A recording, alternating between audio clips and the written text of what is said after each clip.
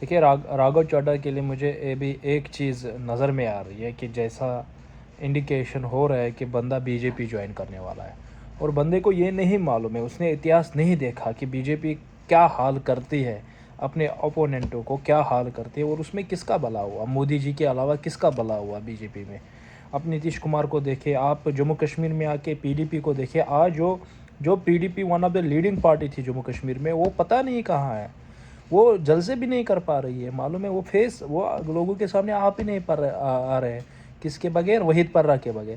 تو راگھو چڈھا جیسے B J پی کی رومرز ہے نا، تو آپ اس کے لیے یہی بلا ہے کہ بی جے پی جوائن نہ کرے، پھر نہ گھر کا نہ گھاٹ کا۔ ایک چیز ہے کہ اس کو عام آدمی پارٹی نے انگلی پکڑ کے چلنا سکھایا، جیسے وہ راگھو چڈھا خود بولا ہے کہ مجھے پولیٹکس کا پی بھی نہیں آتا تھا، لیکن اروند کیجریوال نے مجھے سب کچھ سکھا دیا، دھیرے دھیرے میرا حوصلہ بڑھا دیا، اور پولیٹکس میں آ کے آج بندے کو فریم ملا ہے، آج بندے کو عزت ملی ہے، فریم ملا ہے، کس کی وجہ سے؟ عام آدمی کی وجہ سے۔ پلیٹ فارم بہت ضروری ہوتا ہے، کتنے لیڈرز ہیں ادھر جو کہ پلیٹ فارم وجہ سے ان کو ریکگنائز نہیں کیا جا رہا ہے، لیکن ابھی راگھو چڈھا بولتا ہے کہ میں لوگوں کے مدعے اٹھا رہا ہوں۔ کون سے مدعے اٹھا رہے ہو آپ؟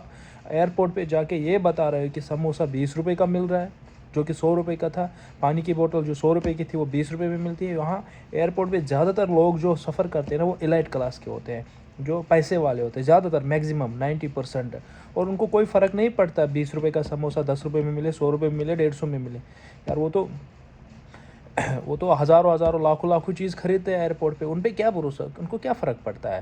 اور آپ اس پہ بات کریں کہ انڈیا میں جو فریڈم انڈیکس ہے پریس کی، وہ کہاں پہ ہے؟ آپ یہ فریڈم آف سپیچ کہاں پہ ہے؟ آپ یہ دیکھیں جو جرنلسٹ ہے ان کے ساتھ کیا ہو رہا ہے، آپ یہ خالد عمر کو دیکھیے، آپ کہاں پہ ہے وہ؟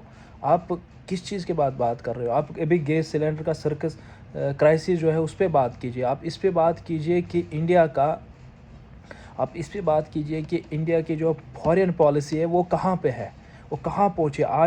آج ہمیں امریکہ یہ بتا رہا ہے کہ کس سے آپ کو تیل خریدنا ہے اور کس سے ایل پی جی خریدنا ہے، اور ہمارا جو فارن پالیسی ہے وہ کہیں پہ بھی ایگزسٹ نہیں ہو پا رہی ہے۔ اگر یہی ہاں رہا، مجھے لگتا ہے کہ ہم جو پاکستان کو علیحدہ کرنے چلے تھے دنیا میں، ہم خود ہو رہے ہیں اپنی فارن پالیسی کی وجہ سے۔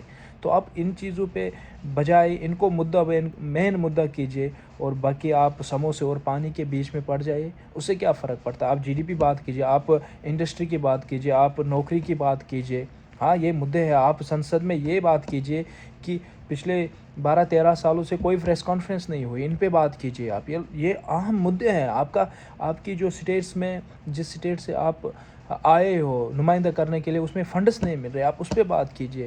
آپ کی سٹیٹس میں کتنی کرائسس ہے اس کے بارے میں بات کیجئے۔ آپ پانی اور سموسے کے پیچھے پڑے ہوئے ہیں، اور یہ کہہ رہے ہو کہ ہمیں عام آدمی پارٹی نے جو ڈپٹی اسپیکر ہے اس کو بتایا گیا کہ ہمیں بولنے پہ روک چاک لگائے، تو کیوں نہ کرے؟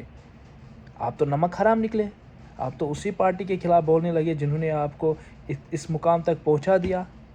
آپ کو کوئی جانتا تھا؟ آپ کو پلیٹ فارم کی جو بات ہوتی ہے نا، پلیٹ فارم بہت ضروری ہوتا ہے، یہ آپ سمجھ لیجئے، بہت ضروری ہوتا ہے پلیٹ فارم۔ کتنے لیڈر ہیں ابھی آپ کے سامنے ہوں گے جو کہ کام بھی بہترین کرتے ہیں اور سب کچھ کرتے ہیں، لیکن ان کو پلیٹ فارم نہیں مل رہا ہے، اس کی وجہ سے وہ کہیں دبے ہوئے ہیں، کہیں غائب ہے، ان کو کوئی جانتا نہیں ہے۔ اس لیے میری سجیشن ہے کہ آپ لوگوں کے مدعوں پہ بات کیجئے اور کرتے رہیے۔ ہمیں امید ہے کہ آپ اچھے لیڈر ہو، آپ بات کر سکتے ہو اچھے مدعوں پہ، تو آپ اچھے مدعوں پہ بات کیجئے، آپ ادھر کی باتوں میں مت آئیے۔ آپ کی جو پارٹی ہے، آپ کی پارٹی کو تمہاری ضرورت ہے، اور آپ کو پارٹی کی ضرورت ہے، دونوں کو ایک دوسرے کی ضرورت ہوتی ہے۔